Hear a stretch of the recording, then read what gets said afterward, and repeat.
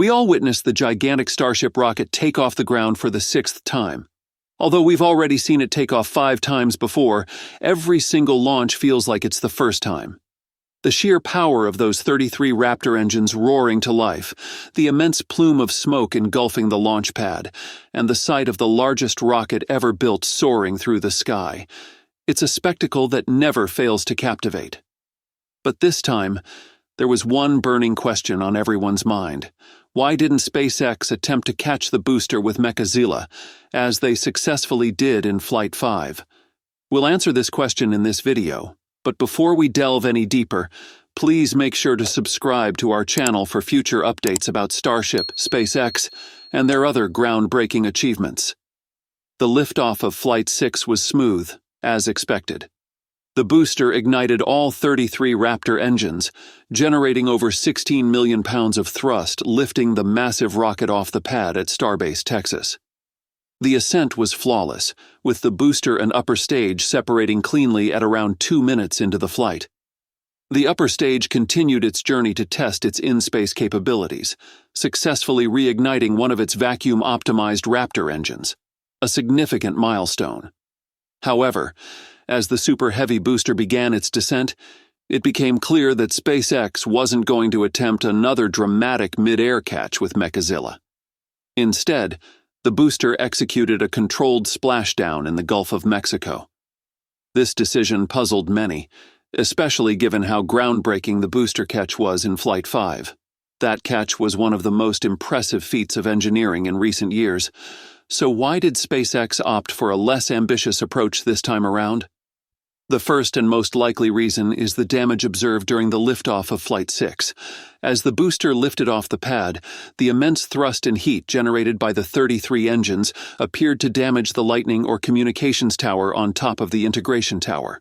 This tower plays a crucial role in the functionality of the Mechazilla catching arms, as it houses critical systems for communication, stabilization, and sensor feedback. Any damage to this infrastructure could compromise the precision needed for a successful booster catch. SpaceX likely chose not to risk damaging the booster, the arms, or the tower itself, and instead opted for a safe splashdown to gather recovery data. Another possible reason is that Flight 6 might have been planned as a test of alternative recovery methods.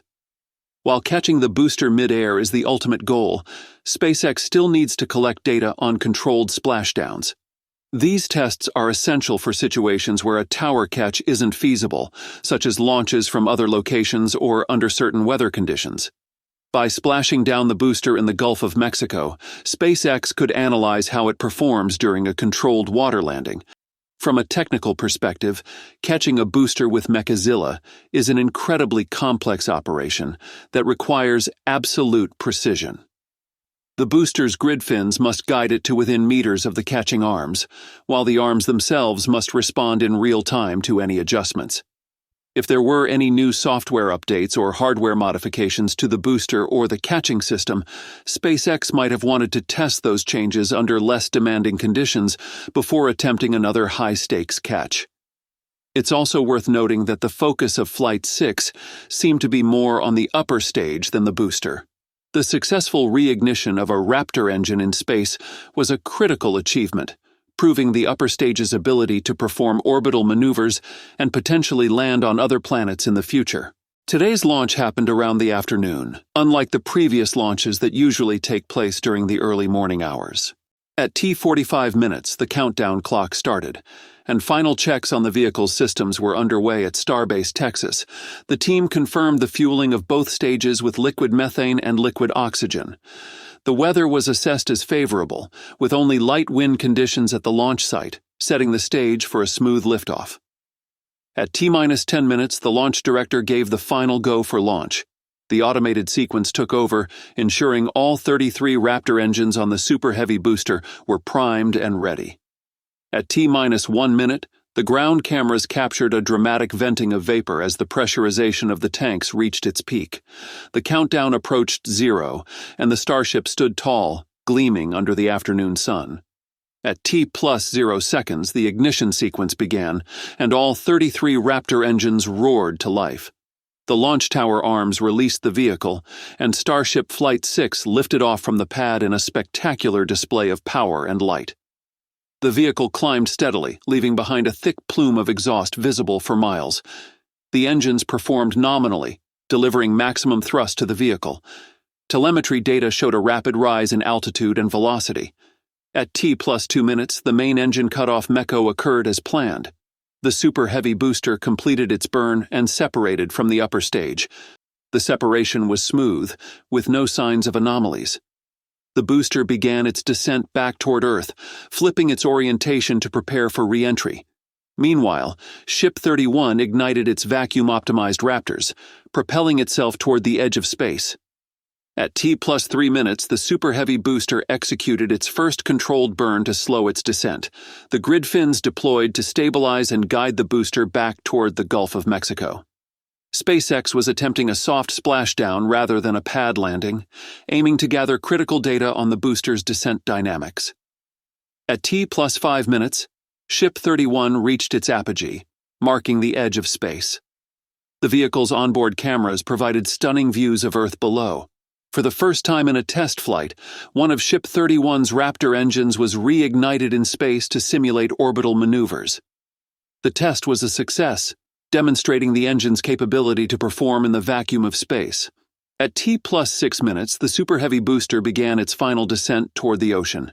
It executed a second controlled burn to reduce velocity further, aligning itself for a soft landing in the water. Observers noted the booster's impressive stability during descent, with the grid fins making continuous adjustments to maintain trajectory. At T+8 minutes, Ship 31 initiated its re-entry sequence. The vehicle's thermal protection system, composed of heat-resistant tiles, endured extreme temperatures as it descended through the atmosphere.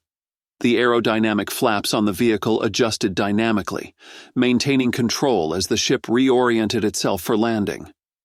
At T+9 minutes, the Super Heavy booster splashed down gently in the Gulf of Mexico, completing its mission. While SpaceX did not recover the booster, the soft splashdown provided valuable data on descent and splashdown dynamics, paving the way for future reusable launches. At T+10 minutes, Ship 31 performed its final landing maneuver.